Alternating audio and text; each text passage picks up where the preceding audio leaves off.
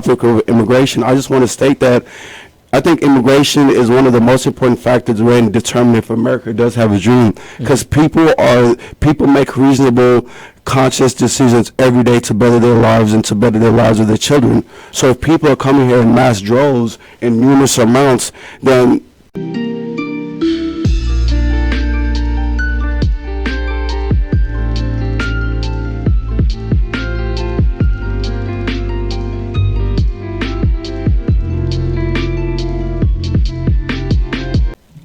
How's it going, everybody? Welcome back to the hottest spot on campus, the Philosophy Club Radio Hour. It's Monday, it's 2 p.m.-ish, and we're about to get started. We're going to recap last week's meeting, as we often do. This is the premiere episode of Season 12 of the Philosophy Club Radio Hour. 12 seasons in a movie. We're coming up, folks. We're coming up on it. All right, so I have a jam-packed studio today. Very happy about that. Got some returning guests. We got some Phil officers. We got some newbies in the house. Pretty awesome stuff. And then, of course, you have me, Professor Mancy, your local Philosophy Club faculty advisor. So, yes, you are listening to KDUX Web Radio, broadcast live from Richland Campus. We are the voice of Richland Campus. So thank you for tuning in. Now, the Philosophy Club Radio Hour is an extension of the Philosophy Club proper. Philosophy Club proper meets every Wednesday, 2 to 3 p.m. in Wichita Hall 211 for the spring 2022 semester. And yes, folks, we are back. We met last Wednesday. Topic was an interesting one.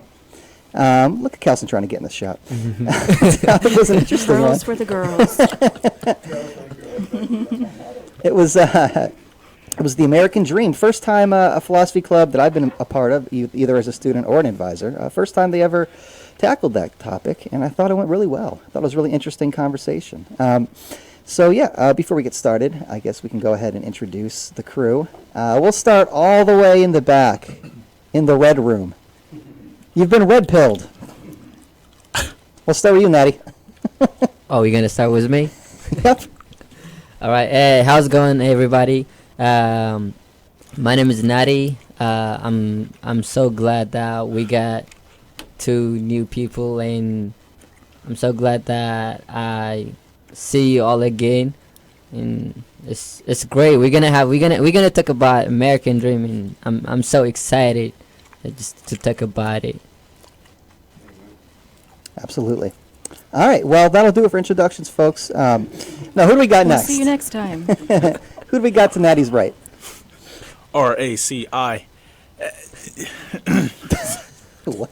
I know you're gonna do that. What is good, everyone? Man, it's good to be back. It's been a while since I've been here. It's good to see everybody. Likewise, yeah. On a serious level, everybody's in good health. That's good. My name is Aaron. Again, a pleasure to be here. I got briefed on the topic. It's going to be a really good one. I encourage everyone to listen and have some fun. Don't take it too serious. At the end of the day, we're all students. We got the rest of our lives. So let's get it, man. I'm ready. Let's go. All right, nice. I like the enthusiasm. I like the mindset. Yeah, nice to have you back, Aaron. You pulled a disappearing act over winter break. Glad to see you're here. It's the shirt. And then we got a couple of brand new members. Please feel free to introduce yourselves. Hello, my name is Johnny. Eat that mic, Johnny. Eat it. Eat it? Yeah. This is my first time here. Just had a lot of different perspectives, and I loved hearing what we talked about last Wednesday it was, and I feel like I wanted to get a little more in-depth information about other people's perspectives and see what everybody else has to see about this topic, and just kind of hear it out and give out some of my opinions, and learn some new things, and be able to expand my horizon on my current knowledge, and kind of just take everything in. Right on. Yeah, glad to have you. Great mindset. Good to be here. Thanks. Hello, my name is Coral Estrada, and I am here to talk about the American Dream. It is my first time being on here, and I'm just really excited to share and hear some new ideas today. Cool. Glad to have you. hey everyone, it's your favorite, am I on or no? I'm on? Okay, hey everyone, it's your favorite philosopher slash football analyst slash comedian slash A true multi-hyphenate. yeah, exactly, slash politician, future politician. Make sure to vote for me 2040, and the American dream will continue to dream on. You didn't say your name. Okay, so Oh snap! Okay, so I told you my occupation. You know what I mean? Because I want to show you my resume before I give you my name. But my name is Kelson Canoe. I'm a student here at Richland. I've been part of the philosophy club now for like, I believe this is second semester. The first semester was a blast. I came to every radio hour. Like I'm vice president, so I'm supposed to. But it didn't even feel like it didn't even feel like that. Like I wanted to come here every time. I could have made an excuse and like say like my mom's sick or something like that. But I legit enjoy coming here, having good conversations with good people, and having like and at the end of the day, all being respectful and all having like love and respect for each other, which is the most important thing. I like that. Hi, everyone. My name is Tiffany Murphy. I am the president of the Philosophy Club, and I'm here mainly because it's fun for me. And I really enjoy philosophy because it helps me win more arguments with my husband. I like that. All right, folks. And then again, I'm Professor Manzi, faculty advisor. Nice to be back. All right, so I guess we could get right into it. Well, for those who were in attendance for last week's meeting, because, the conversation went a few different ways, ways that were unexpected, but in a good way. Was there any particular point or maybe a couple of points that you wanted to kind of hone in on? Anything that sticks out to you? Anything like that? We went over a lot of things. It's hard to just pinpoint one thing in particular. One of the things that really did stick with me was the whole... Hey, John? Oh, yo. Could you speak into the microphone to the right? Use your girlfriend's mic.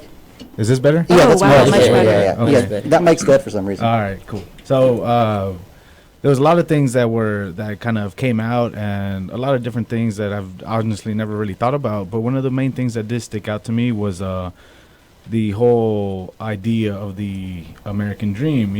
When people hear the American dream, a lot of people think of like, like the white picket fence, the car, and to a lot of people, that's exactly what they come here to do. Oh, I got to get this white picket fence. I got to get this, brand new shiny car. And I feel like what a lot of people tend to kind of forget about is that how you get these achievements in life. And I feel like that's what the government's kind of trying to like plan on us, trying to get everybody to get a job, get everybody to work that 9 to 5 and just kind of keep a certain order between things. And I feel like that idea is definitely very controversial to some people. Just kind of, the whole spectrum of it. Some people are now becoming entrepreneurs. There's a lot of people that are still like to work the 9 to 5. And then we have the older generation that's like, oh, if you're not working that 9 to 5, it's like, what are you really doing with your life, And there was just a lot of topics that were kind of throwing around, and I really wanted to pinpoint on that situation because time is changing. The new generation, from what the older generation says, is they're all changing. None of us are hard workers. We can't keep a job, and maybe that's because the new generation doesn't want to live that quote unquote American dream that we used to have. Maybe they're trying to create their own dreams and follow their own dreams and ideas and make something from themselves instead of having the American dream. They want to live their own dream. John, you were on mute. Can you repeat that? I'm joking. I really hope not. Well, yeah, I think I think that's a great thing to hit upon because especially this notion of what people assume is required in order to achieve the American dream. Because some of the things we talked about as well were things like was the American dream, the whole notion of it, just empty rhetoric? And I know there was a guest in the studio today who told a story about how maybe, again, her father was taken advantage of in an attempt to get the American dream, but has been attained. And I was actually hoping you could elaborate on that a little bit more, actually, because I really loved your example from the club. But yeah, because, people make major moves. They uproot their family. They move across a giant body of water to come to a land where everything is unfamiliar. And what sells people on it seems to be this idea that America is possibly your greatest opportunity at consistent happiness, where you don't have to struggle anymore. And yet, does that actually cash itself out in real time? But yeah, please. To give some context, I am a firstborn American, first generation American. My parents are immigrants from Mexico. They only had a 5th grade education. And to put a long story short, we now have a 3-bedroom house. We do have that white picket fence. I drive in my own car to college, and now I have a chance to be able to expand my future compared to what my parents had. And while my dad did achieve, you could say, the American dream, he has his house now, he's no longer worried about whether he's going to eat or not. It came at a cost, and that cost was his body, his mental health, and a lot of debt and a lot of sacrifice. He would always promise me that we would get our house every year when I was little. Every night going to bed, he would promise me, honey, I'm working hard. We're gonna get there. We're gonna get there. And here I am at 20 years old when he finally bought his house. And I look at him now, and he still believes in the American dream. However, he now calls it his golden prison because he cannot go anywhere. He's like, I have the nice house, I have the nice car, I have my family, but I can't do anything. I cannot travel. I cannot live my own dream and what we truly want. And I feel the American dream is one based on materialism. When we talk about the American dream, we're normally talking about things and not our actual freedoms. And personally for me, however, I am very grateful that he did these sacrifices and he did do all of this because now my future is limitless in what I can do. I can travel and my horizons have expanded a lot more. So while I am very grateful for his sacrifice, and I do think we should focus on the dream, I think we should focus also on the cost of it and how much it can really hurt a person. He has to deal with a lot of racism on his way here, people who refuse to work with him, people who refuse to talk to him, people who would straight up tell him off because he couldn't speak the language as well as they would have liked, and other things. So something that stays with me, but definitely has given me a lesson to be grateful for what I've been given and to do something with it. Amen. Amen. Yeah, very well said. Oh, well, I would just like to say, like I said last class period, your father sounds like an amazing man with a hard worker. I would just like to state that Thomas Sowell, one of the most influential people in my life, strong conservative, he has a quote. Well, you probably heard it before, but he's just the most known person that I've heard say it. Is there are no solutions, only alternatives. Your father knew what he was doing. Your father decided to crawl so you could have the opportunity to fly. And I feel like, and I feel like that's what the American dream is. The American dream is saying that it's possible for you to work hard and give your children an opportunity. Because in other places, you can work your butt off, and your children will still be stuck at the same place as you are. But your father decided to use the resources available to America and purchase a home, which as an immigrant in most of all the countries, an immigrant isn't allowed to purchase a home. In China, the Social Welfare Housing Act does not include immigrants. So if you're an immigrant and you're in China, you cannot afford a home. You cannot get any type of affordable housing. So I think there are no solutions, there are only alternatives. And I like to say that the only reason why we talk about the American dream is because the reality in other places are horrible. That's the only reason why you want to dream, because the reality of other places is horrible. And I feel like we just put a microscope on America, and we point out its flaws, its misgivings, and its past transactions. However, we kind of turn a blind eye to the rest of the world and context, because context matters. The time and the place when things are happening matters. So you can't just point out American flaws and say, oh, America is bad for this, or America is not doing this well, when compared to every other nation, it's literally has one of the most social welfare netting. We spend over $18 trillion on the war against poverty, trying to help lower income families out. And we have the best economy. I remember I really wanted the other dude to came because he tried to make the assertion, and this was like, because in the meeting it's like there's structure but it's free flowing. So we might start on one topic, and then we might like go on to like a subtopic, and the subtopic that we had was the economy, and I made the assertion that USA economy was much more stronger than China, and then I forgot his name. He was like, no, it wasn't. And then I proved some facts. I proved up GDP. I proved up like total spending. I proved up GDP per capita, and I brought up all those facts, and he ignored it, and he just brushed it off. And I was like, that's why I really wanted him to come so I could debate him and I could destroy his arguments in front of everyone on a live stage. That's not what we do here. Not what we do here. But yeah, I'm so grateful for you sharing your experience. But I just feel like your father knew what he was doing. Your father knew that he was crawling so you could fly one day. And if you ask your father, would you do it all over again to give your child the opportunity to fly? He would do it in a heartbeat, because every parent will, and that's what the American dream is. Yeah, so you get a lot of good stuff there, and I do appreciate you, backing us up and kind of providing greater context for the conversation, for the topic, because you're right. Usually our topics emerge out of previous discussions, and that's good. That's organic. That's how conversations work. One thing sort of naturally leads to the next. Now, I will say a couple things. This idea of the American dream and how we're using it, it's not so much that it's merely empty rhetoric or something like that, because, I mean, Kelson, to your point, the reason the American dream became a concept was because America, claimed to be aware of the fact that in a lot of places people were suffering. And, that was, to some extent, inarguable. So, in that regard, America is kind of using its, I suppose, position here to say, well, look, you won't suffer in the ways you're suffering in your home country here. We provide alternatives. We provide a democracy. We provide, again, rights and stuff like that. And anybody can come from nothing and rise all the way up to the top.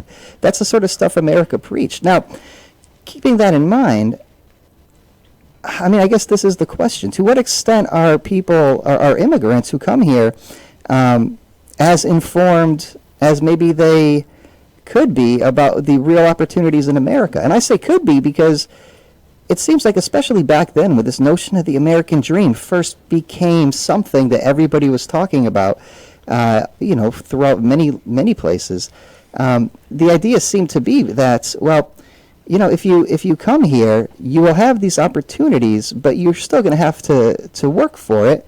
But maybe the extent to which the sacrifices are necessary, the degree to which the struggle is severe, maybe that stuff kind of gets swept under the rug.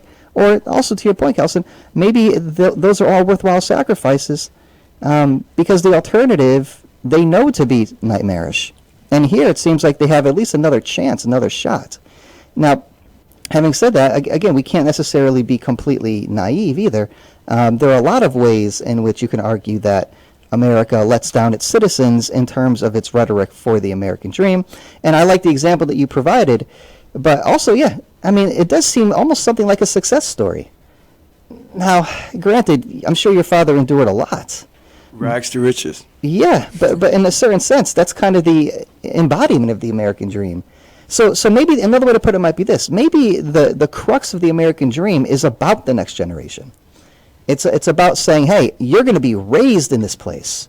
You're going to come from America. You're going to come from a place where people have equal rights and there's, again, a democratic due process and everything like that. That's going to be what you know. That's going to be familiar to you. And that's kind of considered to be a win.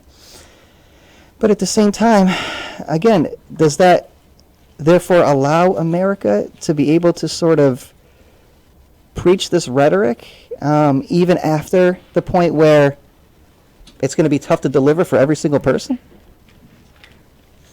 I'm sorry, I had to talk longer than Kelson did. It's an alpha thing. It reminds me of the Harry Potter quote, "You're going to suffer, but you'll be happy about it." I really like the conversation from the point of immigration and because when we were talking about the American dream last week, first thing that we did was, what is it? We have to define it. And so it started in an effort to get immigrants to come over when the country was being founded. And there were a lot of really interesting points made last week in terms of, is the American dream a myth? Because if you think about the founding of our country and you think about some of the darker histories that we have, not all immigrants had had it easy. So is this a myth, or is it just, only accessible for certain people in the beginning? Is it getting easier? Is it getting harder? I like that conversation too, because if we look at the way the economy is right now, especially since the pandemic, the income gap is only growing. The middle class is decreasing. So if you're not in the upper part of that, then it's becoming more and more difficult for you to achieve, the things that you set out to achieve. But I really did like the immigrant aspect of this, because that's who the American dream is for. And if you think about it, all of us are immigrants in this country. So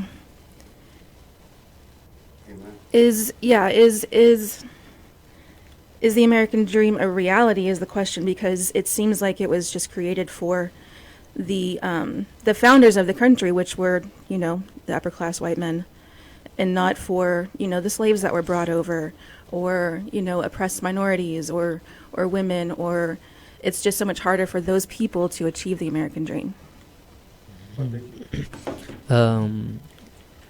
So talking about American dream, I think first of all, I want to say you guys are doing great, and you sound very, very, very amazing.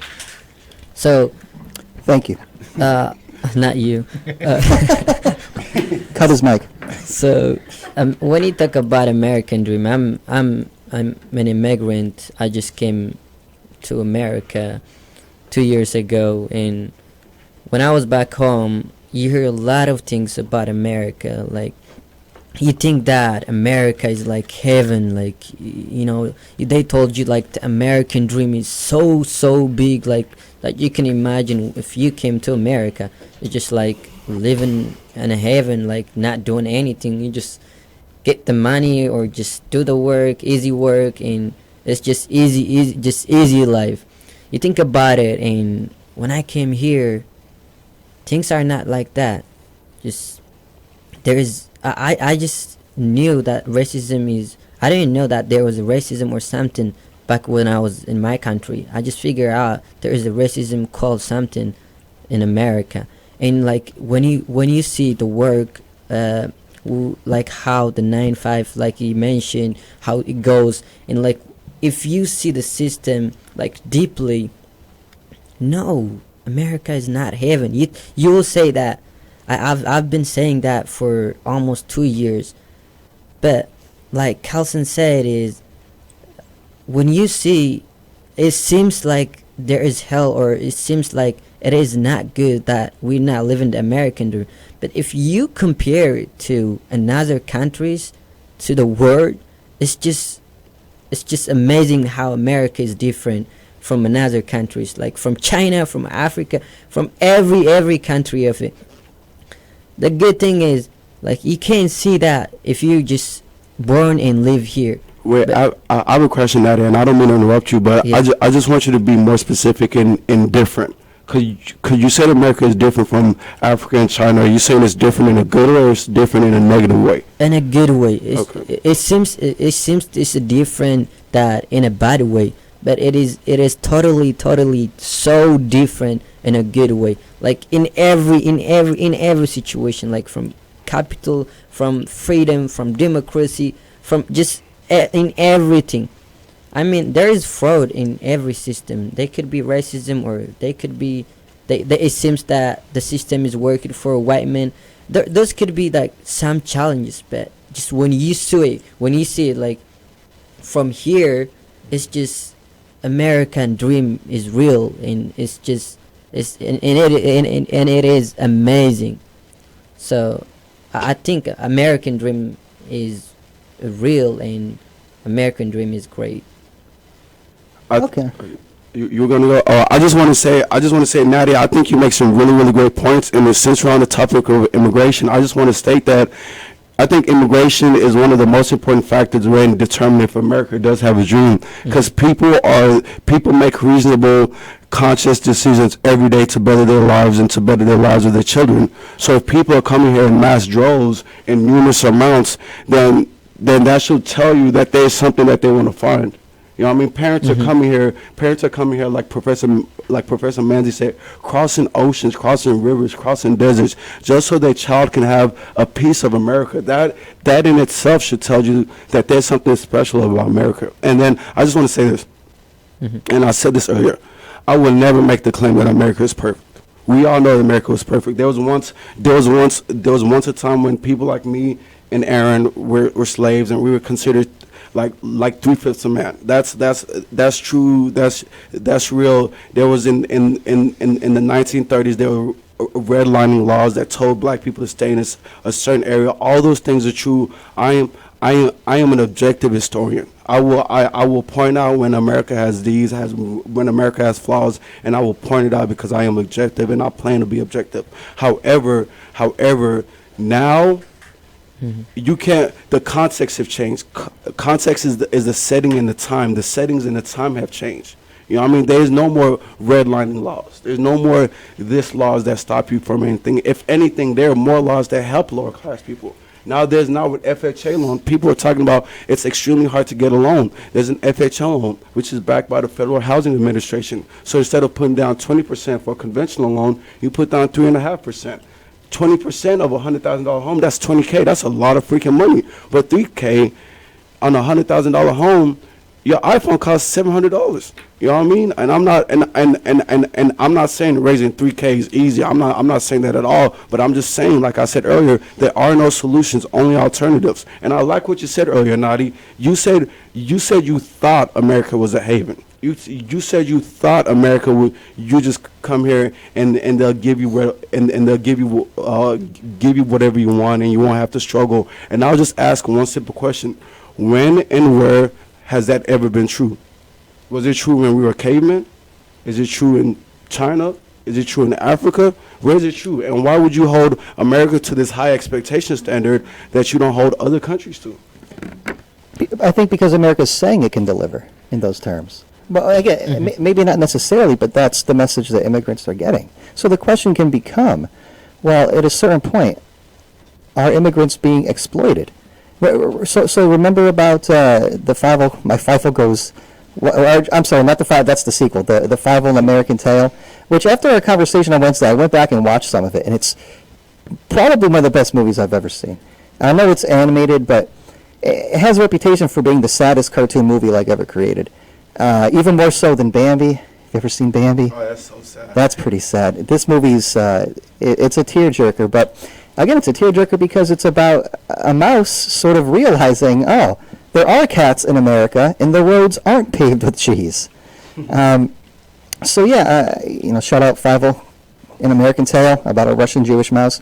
5 E. Mousekowitz. Anyways, I bring that up because it does seem like, people, if they are coming from a place of intense suffering, of an not an American nightmare, but rather just a living nightmare, and they hear these stories about a place where the exact ways in which they're suffering it has been eliminated. All the sources of their pain are gone, and they're replaced with not necessarily, confirmed dreams, but at the very least opportunities.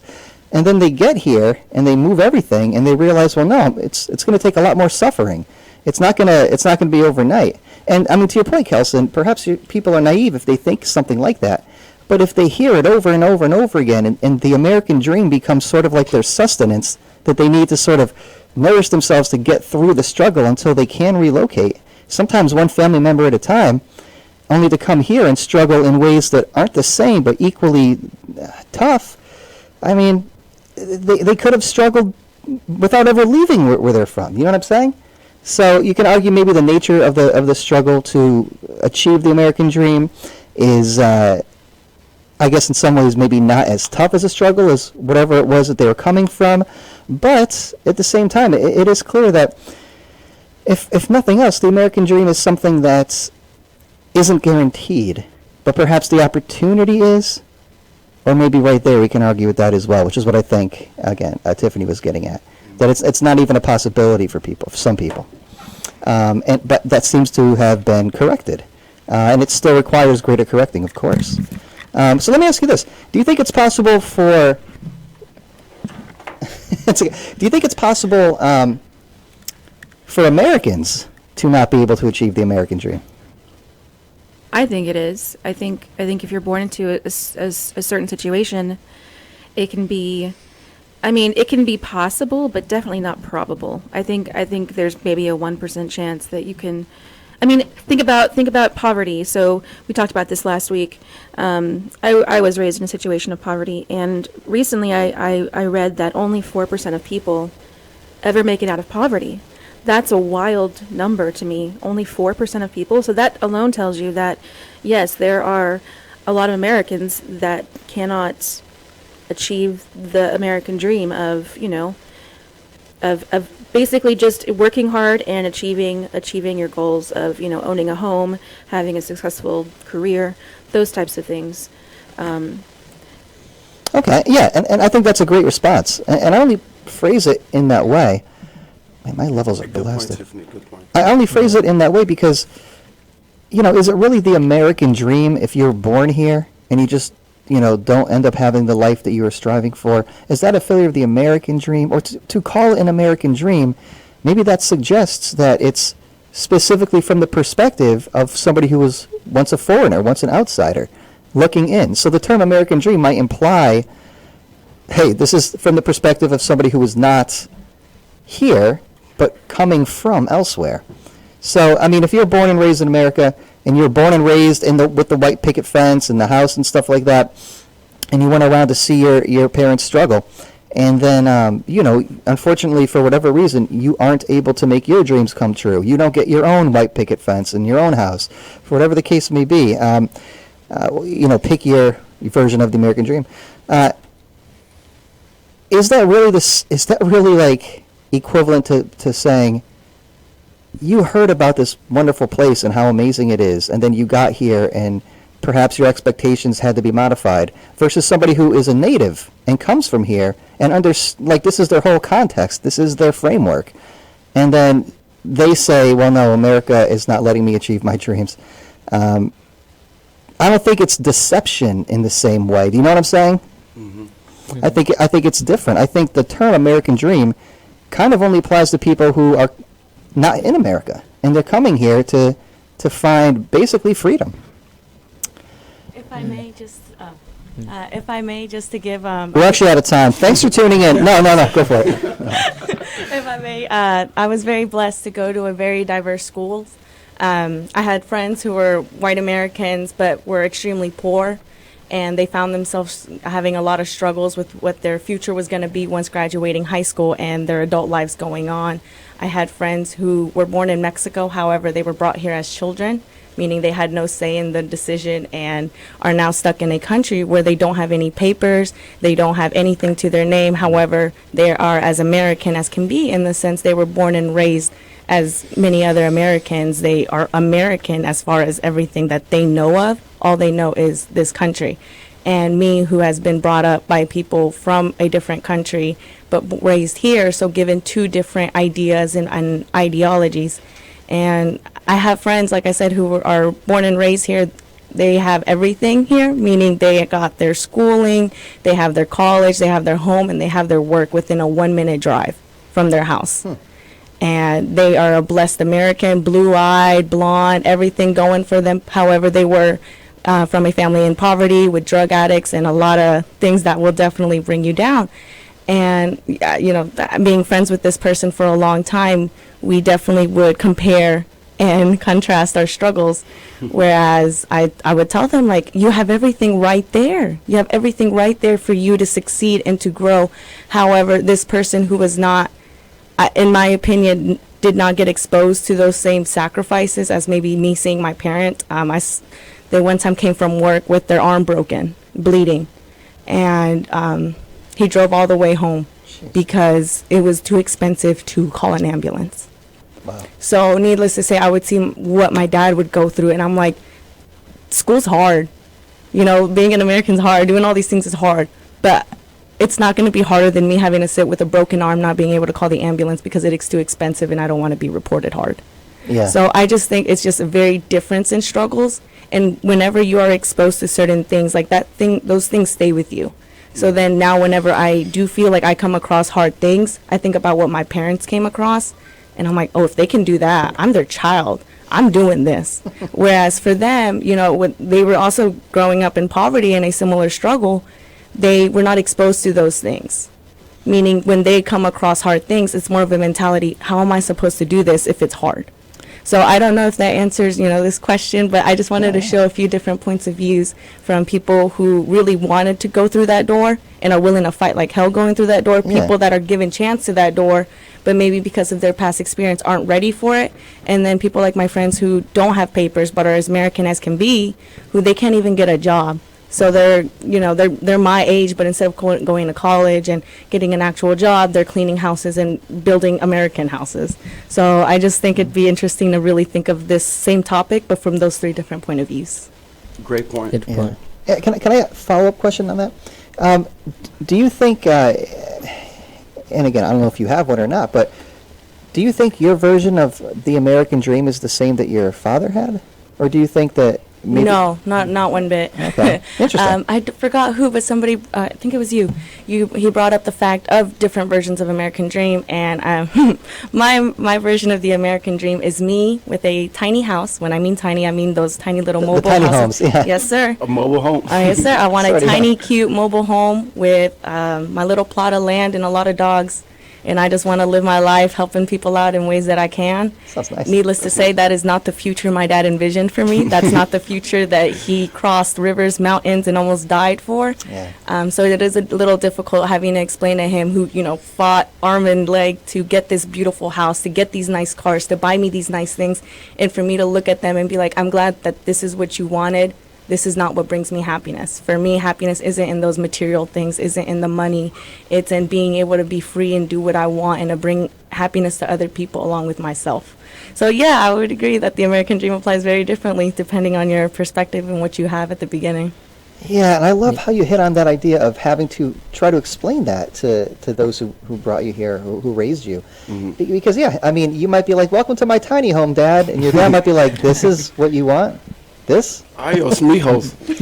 Well, yeah, kind of just like, you know, I mean, maybe he's thinking, maybe I didn't have to work as hard. And I'm joking. Yeah. And so, you know, that's fascinating because maybe, again, getting back to something I mentioned earlier, and you're bringing this out with your experiences here.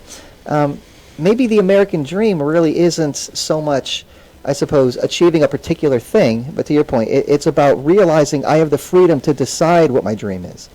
That it's up to me to be able to choose how my life is going to go, what I want to pursue, what I value, that sort of thing.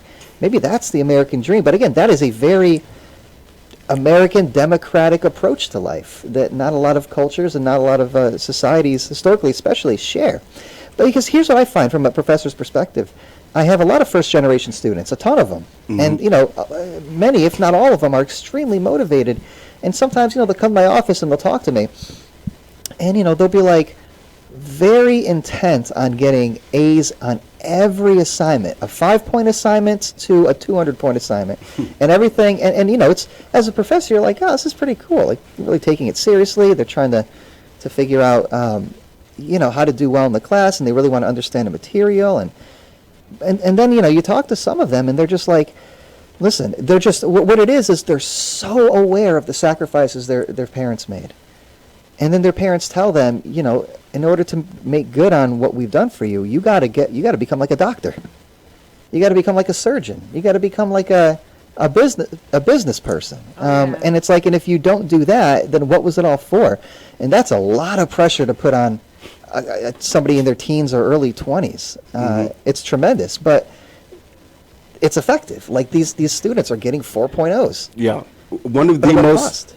I'm sorry for interrupting you, You're but one of the most like successful subgroup of Americans are second generation Chinese Americans because the Chinese people, like we all know the stereotype, they're really good at math. Why? Because they go home and they put an emphasis on studying STEM related majors that's going to acquire lots of money. Yeah, like I mean, like we can try to pretend that those stereotypes aren't real, but we all know it, and they all have like a sense of truth in them, you know. And yeah, I think to go back to the American Dream point, the American Dream, the entire concept of it was dreams from was freedom from like religious persecution. it was being able to come to a land where you can freely like celebrate your religion, celebrate your God, celebrate whoever your deity, whatever you want to celebrate, from religious persecution from England or wherever else. So that was the entire concept of American Dream, was for freedom. Yes. However, like I said earlier, the concept of America did not match with the reality of America for a long, long time. No concept of America was all men are created equal, but the reality was not that for a long, long time. I believe, but since the context of time changed, so shall our time and thinking change. Yeah, and then just to build on that, I think the idea of an equal opportunity is a big part of the American dream, and that's what is especially appealing for people who want to immigrate here. Amen. Is that they're like, well, anybody can show up, and we all have the same opportunities. But I think, some of the things that maybe Natty was getting at and Tiffany is that, well, maybe that's not actually the case. Maybe it doesn't come down to equal opportunity. That your opportunities, maybe to some extent, are very much dependent on circumstances that are outside of your control, for better or for worse. So let me hear from you over there, John. What do you think the American dream is? Me, right? You said Johnny? Yeah. Oh, me? Hit that mic. I don't know. For me, my personal opinion of the American dream is, and I hate going all like loopy on it, crazy, I guess, but it's just like the government trying to keep their own people in place. When you think of the American dream, you think of the husband going to work all day, coming home, wife at home, cooking dinner, a kid or two nice cars, a very nice house, and obviously the white picket fence. And I feel like that's the dream that the government is trying to implants on you, so you continue doing these things and continue to say, oh, I'm living the American dream, I'm living the American dream. But in reality, you're living, well, correctly, you are living the American dream. You're doing what America wants you to do. But at some point, you have to look at that and be like, okay, that's what they want, but what do I want for myself? And a lot of these ideas, like what Coral says, oh, I just want a tiny house, something small.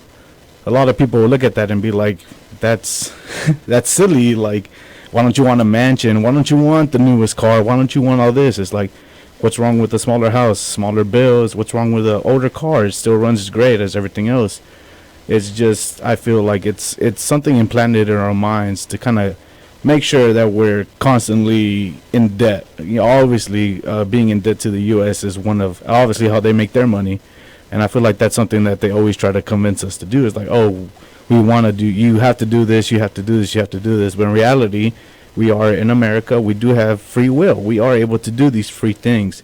But I feel like that also comes with, subliminal messages telling us like, oh, you want to work this 9-to-5 job. You want the nice car. You want the nice house. But in reality, I feel like happiness should come from within. If you don't want a nice house, you don't feel pressured to buy a nice house. If you want to buy a plot of land, build your little house, maybe spend a fraction of what you do compared to buying, this big mansion, if it makes you happy, then that's what's most important. Because at the end of the day, it's like, what do you want? Like, do you want to be happy? Do you want to be in debt? Some people, oh, I want the newest car, I want the newest house, and that's good. And I can talk about that with personal experience. When I was growing up, my father always implemented, oh, you need a nice house, you need a nice car. And I started off with the car. I had a very, very nice car, a little more luxurious than I could afford, and that constantly held me back. And I realized, yes, I did have a nice car, but I wasn't happy. And now I drive a 2001 Honda Civic, sold my brand new 2015 car. Shout out Civic. Yeah. And I'm a lot more happier now. I'm more okay with myself. Mm-hmm. That's interesting. So, just if I follow you here in that first part about the, I guess, the motivation. So it's almost like you're saying it's an economic motivation.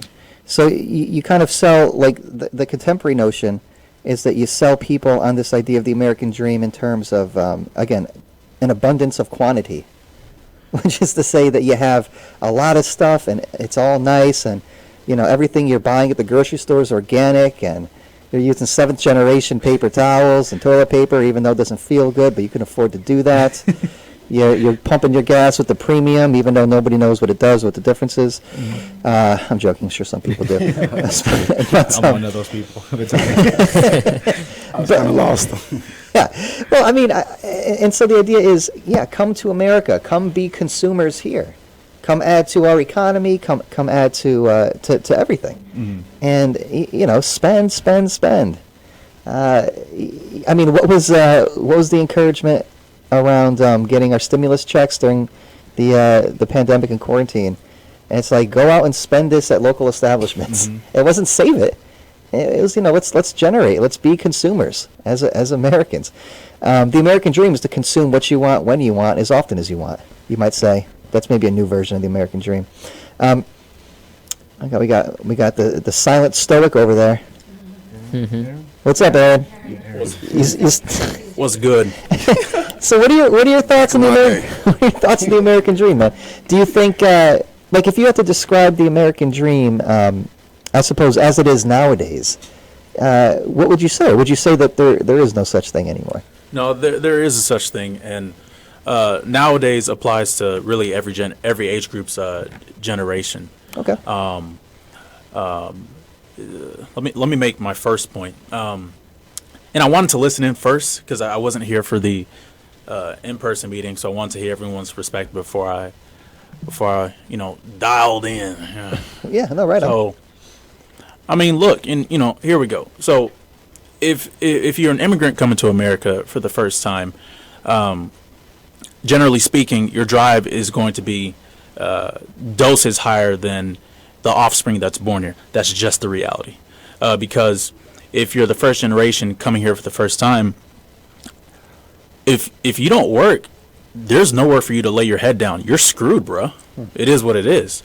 So, and most times if you're by yourself, there's no one to call, bruh. It's all on you. So it's go big or go homeless, period.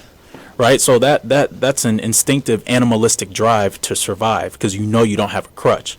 Look at animals, for example. I'll use a lion. When a lion kills a buffalo is a large animal. A lion probably can feed on that for 3 whole feeding sessions. That is tremendous pressure off of the entire pride when it comes to hunting and gathering food. You'll see them just chilling around the carcass for a couple weeks. They're having to get because they have something to fall back on. You understand? Now, say somebody like myself, say I'm born here for the first time, and statistically speaking, and from observable fact, it's safe to say that majority of us that are born from immigrant parents, we don't have that same drive that's hitting us in the back of the head 24/7 the way that it hits our parents. That's why, for example, and I think everybody here, including those on the MC side, can agree, we all have stories of our parents saying, what are you doing? You give your answer. Well, you shouldn't be doing this. You should be focusing on X. That's what I would have been doing. They're saying that because, bruh, to them, you're wasting time that I wish I had, so you can live a better life. Get off your ass and do what I did ×2, so that you can. So that listen. Let me quote religious text for a second right now. 2 things. A man that doesn't work shouldn't eat. Train a child young so that when he gets old, he may not depart from it. So does the American dream exist? Yeah, it does exist. But I think the bigger overarching point that I see with the American dream is, 1, having the ability to make the choice without having someone make that choice for you, so to speak. Right? There's different avenues that everyone can go to. I want to pursue X. I want to pursue Y. I want to pursue Z. My G, thousands of other countries are wishing to have the option to pursue X or to pursue Y or to pursue Z, but not just for a year or 2. You're talking about for decades at a time. Other countries, say someone gets voted into power. I don't want to quote too many countries, so I won't talk too long, but other countries that may have a new leader that's quoted, that's brought into power, the people will rejoice. You'll probably see some type of, moderate revolution for about 2 years, and then guess what? Year 3, back to tyranny. So from their perspective, they're gonna look at me and go like, "Bro, shut the up and just go to work. Are you serious? I wish I had your opportunity." But somebody that's born here that knows how the system works will say, "Whoa, you're saying that, but it's not that easy." And it's true. It's not that easy. But it's funny how immigrant, and it's been this, come on, we've all been to elementary school, junior high, and high school. We've all seen situations where the foreign kid gets hella made fun of, but he's the one that everybody wants to copy on when it's time to take the test. Hella made fun. Why? Because immigrant parents put the pressure on you to, you know, to get the work done, and you're able to see where the parents came from in real time. So you know within a blink of a second, we can go right back to an empty pot. So the foreign kid always excels. He could be African, Hispanic, Asian, just foreigner in general. He'll walk laps on everybody academically. By the time he's 28, 29, the guy or woman is in a great position. The other kids that were born into the American system with straight up American influence, not so much. So why is it that foreigners understand that concept while first generation Americans are I don't want to say don't understand the concept, but don't enact on it with every fiber that's in their body? Yeah, because listen, you're taking away the incentive to work for it if it's already there for me. That's why I'm not a big proponent of giving me too many passes, because that I'm going to be desensitized to getting off my behind and working. So I'm sure that makes sense, and if it doesn't make sense, let me know. But that's how I see the American dream. It does exist, but it is subjective based on really one's upbringing and one's influences. The last point I want to make is lack of education and traveling. The reason why God told Abraham, get off your behind and go travel, was, Abraham, bro, you're over here complaining about life. You haven't even traveled the world to see what you have. So, for example, I was watching Family Guy last night, for example, and there was this one joke. They were comparing whites and blacks. Of course, this is the era that we live in. Everything's racist. But the rich dad said, "Son, didn't I tell you to go to tennis practice? I'm sorry, Dad. Well, no more Dasani water for you. It's going to be Sam's Club water." And it's like, we're laughing at that. It's just funny as hell. But most foreigners or children of foreigners will be like, okay, I see where that's funny, because we're looking at that as, yo, you still get to have the option of having water? Shit, I'll take that any day. And I say that, okay, let me digress right there. So the American dream does exist, but it is subjective to one's upbringing and the drive to move forward when you know that you have nowhere else to go. Like Gohan, for example. One of the things about Gohan that makes him dangerous was, Goku said this while, if you don't know Dragon Ball Z, look it up. Goku said this about Gohan. Goku said, just wait until Gohan is backed into a corner. When he's backed into the corner, his fury unleashes. We will bring out the utmost best of ourselves when we're backed into that corner, but you won't know that until you're in that situation. Still, when you're in that situation, it'll take somebody from the outside looking in that's going to come out and say, oh, God damn, where did that come from? Right? This guy has potential. That's why Gohan is always referred to as the character with limitless potential, because when he's backed into the corner, you don't have a choice to either go through or be killed.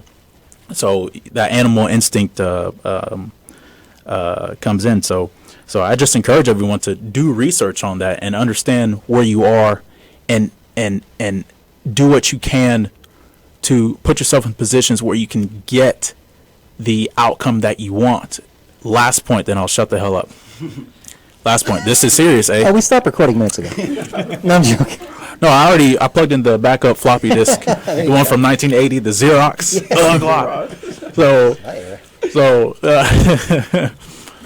So, you know what? Look, let me stop right there. I want someone else to speak. This is a really good topic, but I digress. let me pass the mic on, and I'll give it back to you, MC. You talking to me? Yes, I'm Oh, can you call me Professor Gokhan? Professor Manquan. It's Gokhan is a fusion, Fratara fusion. If Goku actually fused with Gohan, Oh, okay. Well, I mean, it means limitless potential, which sounds like me. Yeah, listen, I like you said a lot, and it was all good. A couple of things that I thought were really pertinent is that on the one hand, because look, listen, I have a lot of students. I teach a lot of students.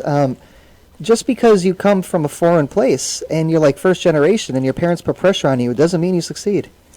I have plenty of students who get D's in my classes, Natty. I'm joking.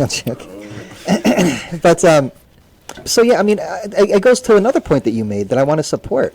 I think even in situations like that, it comes down to how they're being raised.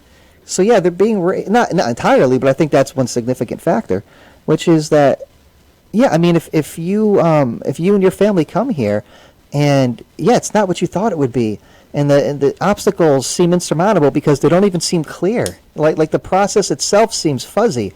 Talking about paperwork and stuff like that. Yeah, to Coral's point, it does seem like the difference might be, well, just like anywhere else. How does a parent or guardian teach his child to, I guess, face difficulties, face challenges, things like that, without necessarily, putting so much pressure on them that they crack? Because I'll tell you right now, sometimes students who don't do well in my class, they come to me and they're not like, oh, now I won't be able to get that new car that my mom promised I would get if I made honor roll. They're coming to me and they're saying I might have to leave the country now because of the grade I got in this class and what it did to my GPA and my status as a student.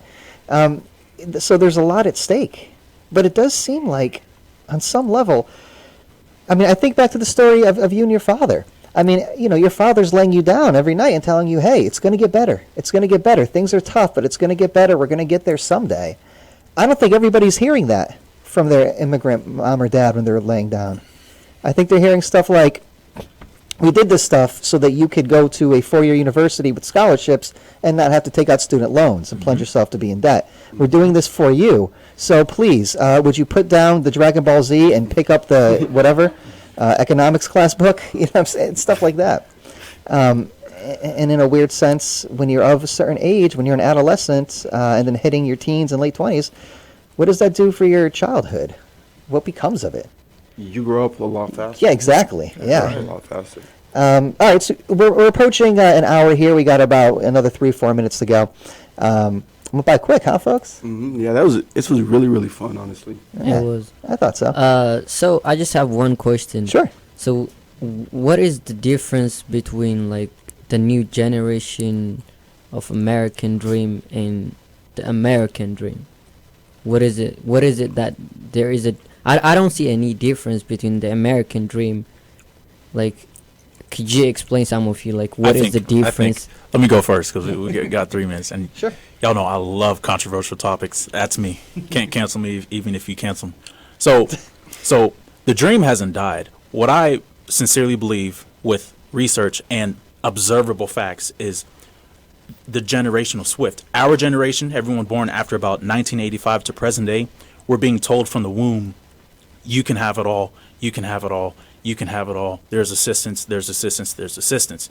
You absorb that information for so long. When you go to your latter years in life and you start experiencing common adversities, it wallops you versus everyone else's parents here in their generation. To them, this is like, yeah, that's just how it works. Get back up and do it again. So our generation has been given. We've been given too much than what we should have been given from the get-go. The previous generation will run, like if our parents were to be our age again, they will run laps around us, no question. Their skin is thicker, they're tougher, they're more educated, they have the ability to think ahead and not necessarily just think of now. First of all, they will already be settled down, married, already have their boundaries set up. So our generation has been told by our parents' generation that this is your time, you can have it all.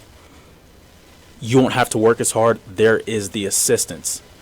So we hear that, and who the hell doesn't want to hear something like that? And you hear that, you're going to be like, okay, hell yeah, well, let's go. Now you're 25, 30, 35, you don't have a pot to piss in, and at that age, no one's going to care about you anymore.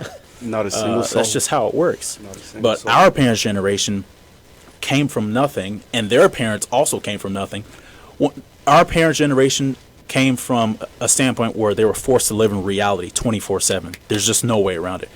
Our generation, we can kind of live in fantasy land up until a certain age, and then we'll have to, kick that gear in, but your legs aren't trained to ride in that gear. So now you're going to be behind even more than what you thought that you were. I know that doesn't necessarily give you all the context, but that's what I'm seeing, man, from objective fact.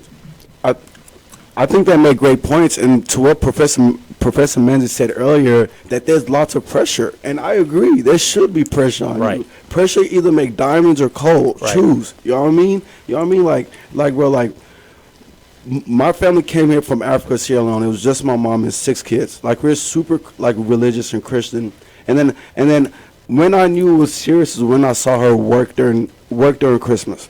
Because Christmas is a sacrilegious holiday where you're just supposed to stay home and think about the good things in your life. Think about your family. Think about like the amount of resources that God have opened up to you. But she was working that day. Why? So she can put food on the table and clothes on my back. So that right there immediately put pressure on me. Because I knew I knew this isn't okay. You know what I mean? You know what I mean? And because of that, like I feel like I became on the right path. Mm-hmm. because I grew up and I realized, you know what I mean, life is hard. Like, there are no solutions, only alternatives. Cool, you want to have fun in your 20s and just chill out? Cool, you're going to be struggling in your 30s. Cool, you want to take your 20s seriously and put yourself in the right financial positions? Cool, then that means your 30s is going to be good. But you can't have both. And like what Aaron was saying, we've been fed the lie that you can have your cake and eat it too. You cannot. Especially like I believe that everyone has opportunities. I don't necessarily believe it's equal. And that's the kind of divergence I have from most conservatives. Like, most conservatives believe that there's equal opportunity. I believe that we all have opportunity, like for low income people, affirmative action, FHA loans, all those other cool things. But I will be ignorant. I'll be blasphemous to say a little kid that grew up in Chicago has the same opportunities as Donald Trump's son. I'll just be stupid. You know what I mean? You can't say that, because Donald Trump's son go to a better school with richer friends, with this, with that. He has much more opportunities than a kid that grew up in Chicago. My point is that there are opportunities, though. It might not be as much, because life is a relay race. You can only start where your parents finish. So if your parents ain't go really that far, you got a lot more. Like miles to catch up. You know what I mean? And that's how I view things. And because my mom started the race. Jay-Z, my favorite artist of all time, before he became all woke and stuff like that. Real, true, gritty Right. Jay-Z that's going to get $1 no matter what. My favorite quote by him: generational wealth, that's the key. My parents ain't had bleep, so that ship started with me. Your parents start the process. They brought you over here to America. They got in the race. They put you in the race. Cause let's be real. If the goal is financial freedom, a lot of third world countries don't even start the race. They're in the parking lot. They're not even part of the relay. Let's be real. But my parents came to America, and at least I'm part of the race now. Okay, so now that I know I'm part of the race, how do I catch up? Okay, you catch up by maybe not having as much fun in your 20s. You know what I mean? I know a lot of. I was in a white fraternity at UNT, like Sig Up. Like, I don't see color. I see them as my brothers. However, they had a better situation than me economically, because both of their parents, had degrees and stuff like that, and my parents don't. My mom didn't. So they could party. And still have reassurance that maybe, hey, my dad owns a business, I could get a job. So like there. And I started to have that mindset. I was like, okay, I have this, I have that. And I started partying a lot. And now what happened? They're still okay because their parents have a little bit of money. And I'm back home, I'm struggling. I started working at Kroger, and now I'm working at Amazon. And now I'm feeling like I'm in school now, and I invest in stuff like that. But now I feel like I'm on the right path, because I realize that my situation is not the same as theirs. we started at different points in the race, and it's cool. I don't hate them because I want my child to have that one day. But you just have to realize the reality that you live in. You know, life is a relay race. You're not, you know, what I mean, you're not going to be as far as someone whose parents are lawyers. You're just not. You're not going to start from the same position as two parents who have doctors. And you're not. And you know what? Being real, you shouldn't, because they worked damn hard to become lawyers. They worked damn hard to become doctors, so they can have those opportunities and resources. So if you want those same opportunities and resources, you should work damn hard also, because there are ways to move up in this world. There are ways to own a home in a financial way. There are ways to move up and pay for loans, pay for colleges, get in school. There now with such it's a employees market, because of high unemployment and COVID. Employers will pay for your college, will pay for your school if you're a good worker. Multiple plethora amount of colleges will help pay for your college tuition reimbursements. I'm part of Amazon Career Choice. I sign up for all my classes and they give me a voucher, and I don't have to worry about classes ever again for that semester. Why? Because I come and I work my butt off for 12-hour shifts, Thursday, Friday, Saturday. It's really hard. It's extremely hard, but there are no solutions, only alternatives. I don't want to pay for school. I don't want to deal with all that stuff. That means I have to work a little harder. If I did want to pay for school, if I don't want to work as hard, then I have to pay for school out of my own pocket. You know, there are no solutions, only alternatives. All right. Thank you for that. That was, Yep. very, very insightful. And, yeah, I mean, again, I love examples where, we take it back to experience. So I guess, though, just to get back to the question, so you believe the American dream is still real. It's just you have to, again, approach it in a way that's realistic. Yes, sir. Yeah, okay, I see that. I mean, my only thought on the matter was that, now because of the internet and stuff like that, it's tough to prop up the myth of a place, because you could find footage of different places, everywhere. It's impossible to sort of sell an entire country to other people as being this thing where they can go online and literally, I don't know, get on Instagram or something like that. YouTube. Yeah, YouTube, stuff like that. But okay, yeah, so we're over. Hey, great conversation. I loved it. I loved hearing from everybody. So once again, ladies and gentlemen, and everyone who's out there, you're listening to KDUX Web Radio, broadcast live from Richland Campus, the voice of Richland Campus. This is the Philosophy Club Radio Hour, an extension of the Philosophy Club. Philosophy Club meets every Wednesday from 2 to 3 p.m. in Wichita Hall at 211. Last week's topic was exactly what we talked about today, the American dream. Next week's topic, an extension off of that topic, is natalism. So we'll be talking about that. All topics are voted on by the students, both virtually, which you can attend through Microsoft Teams, or face-to-face. Again, come see us in 211. And then, of course, every Monday we got your crew right here in the Philosophy Club Radio Hour talking about what we discussed last time, taking the conversation in new directions, and maybe even anticipating next week or this week's topic, later this week's topic. All right, so check us out on social media. We're on Instagram, we're on Facebook, we're on Twitter. Some of the people you see before you right now are operating those various social media handles and doing a great job. We got our website, check that out. And then, of course, check out our YouTube page. Just search Dallas College Philosophy Club. You'll see the previous 11 semesters. And some of those include Maymesters, Wintermester, some summers. And then this right here is, again, the 12th semester of this. So great to be back, folks. Yes, sir. And then don't forget to Think think about it.